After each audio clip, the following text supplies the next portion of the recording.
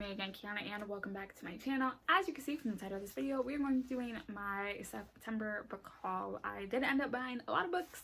I don't necessarily remember the exact amount, so let's just jump right in. One of the first books I bought, I'm just going to show you the dust jacket because I am listening to this via audiobook, and that is Majesty by Catherine McGee. This is the second book in the American Royals.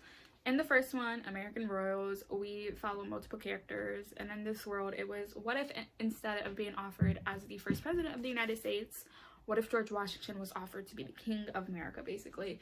And we follow his descendants. We follow Beatrice, who is next in line to be the first ever queen of America, her younger sister Samantha, Samantha's best friend Nina, and their little brother's ex-girlfriend Daphne.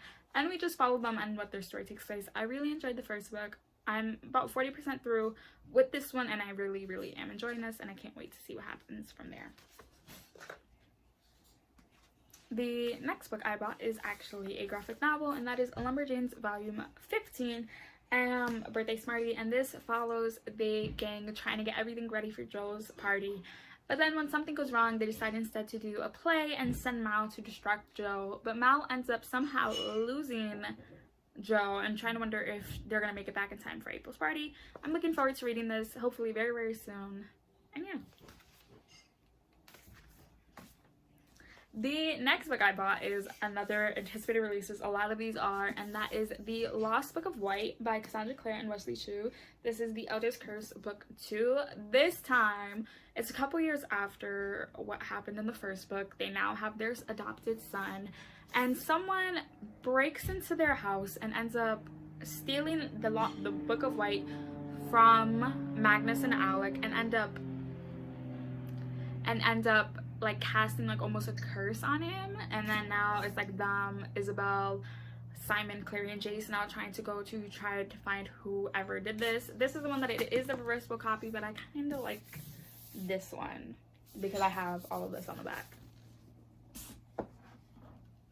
Another anticipated release that I plan on reading really soon is Cemetery Boys by Aiden Thompson. This follows a guy named Yael, and Yael has accepted his role as a witch, and when he goes to the cemetery to try to bring back, I think he's trying to bring back a friend, he brings back accidentally the school bully.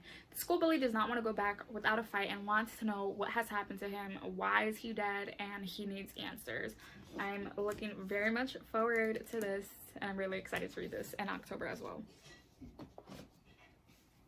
Another book I bought is Geekerella by Ashley Poston. This is basically like a Cinderella inspired book that we follow a girl named Elle, and she is like intrigued by this world that's almost like a Star Wars, and she runs a blog and she goes to like a sci-fi convention, and when she finds out that this one guy is getting cast as the lead role to these books, she gets very upset because she feels that he like shouldn't be that, and they somehow meet, and of course a romance evolves, and I'm looking really forward to this.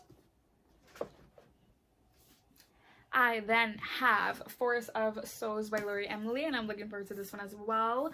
This follows a girl named Saoirse, and she can somehow bring back the dead. She is training to be one of the Queen's assassin, but when she brings back, I believe, her friend from the dead, she now has to go work for the Ghost Kings to try to get the Forest of Souls under control so the souls don't break out. Sounds very intriguing. October would be the perfect time to read it, and I might just swap this in for one of my other books in my TBR. I then got Cinderella is Dead by Kaylin Barron, and this is basically if after Cinderella marries into the royal family, now every generation they have another contest, and this follows a girl named Sophia, and she would much rather marry her childhood best friend Aaron than parade in front of suitors. At the ball, Sophia makes a desperate decision to flee and finds herself hiding in the Cinderella mausoleum. There she meets Constance, the last known descendant of Cinderella, and her stepsisters. Together they vow to bring down the king once and for all, and in the process they learn there's more to Cinderella's story than there is ever to know. Very intriguing. A lot of people actually like this, and this cover is just one of my absolutely favorites. I then bought Blood and Honey by Shelby Morin. I absolutely love Serpent and Dove. So this is the second book in the Serpent and Dove. I don't know if it's a duology. I don't know if she's going to have another one, but it is a chunker. In this, we follow two different characters, Lou and Reed. Lou is a witch. Reed is a chaser who basically hunts down witches. And after Lou pulls a stunt that basically now Reed is forced to marry her or he's going to be seen as a rapist, so much shit happens, and I'm just looking forward to reading this and see what happens. I can't wait to get my Fairy Lit edition. I ordered it and everything, and I can't wait to get that box. I then bought Paula Santiago and the River of Tears by Taylor K. Mija, and I know this is a Rick Riordan Presents, and I absolutely loved Arusha, and I was like, why not try another one to see if I like it? So this follows a girl named Paula, and she's space obsessed, and it follows her and her two friends, Emma and Dante. They know the rule to stay away from the river. It's all they've heard since a schoolmate of theirs drowned a year ago. Powell is embarrassed to admit that she's been told to stay away for even longer than that because her mother is constantly warning her about the Lorna,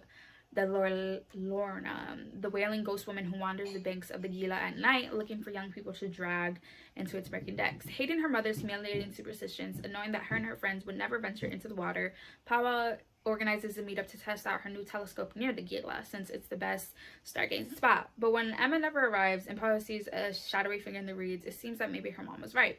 Paula has always relied on the hard science to make sense of the world, but to find her friend, she will have to enter the world of her nightmares, which include unnatural mist, mind-bending monsters, and relentless spirits, controlled by a terrifying force that defies both logic and myth. So, that seems very, very interesting. And then lastly, I of course have my September Owlcrate, and this month it was Horrid by Katrina Leno. I'll leave my Owlcrate unboxing on the eye.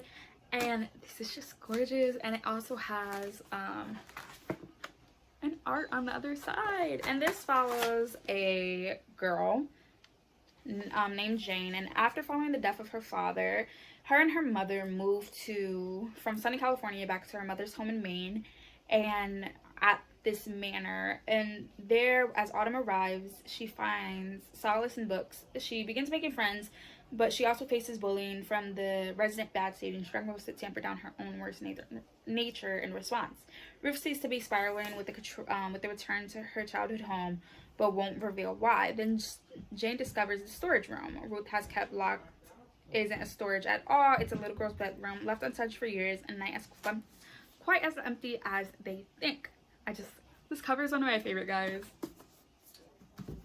But yeah, those are all the books I bought in September. Let's actually count them. 1, 2, 3, 4, 5, 6, 7, 8, 9, 10, 11. About 10-ish books, which is not that bad compared to what I've been doing other times. But that is all we have for this video here. I'll be leaving here 2 videos on this video you guys should go check out. I try my hardest now to post twice a week, and I'll hopefully see you guys very soon with another video. Bye!